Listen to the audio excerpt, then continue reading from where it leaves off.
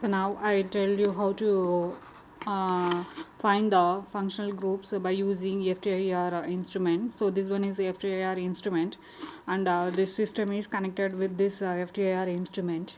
So this one is the sample holder, so that in this we can be able to place the pellet into this holder.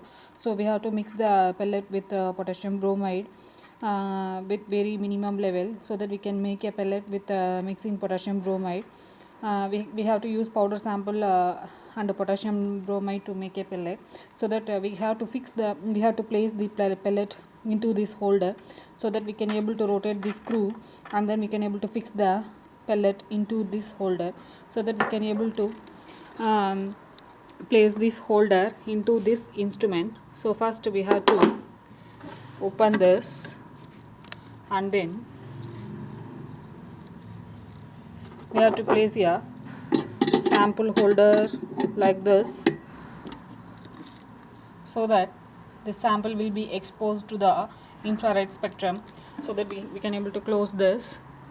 So this infrared spectrum will fall into the above part of the pellet. We can able to find out the FTIR data by using this FTIR instrument. The system is connected with the FTIR instrument. So by using system, we can able to get the data for FTIR sample.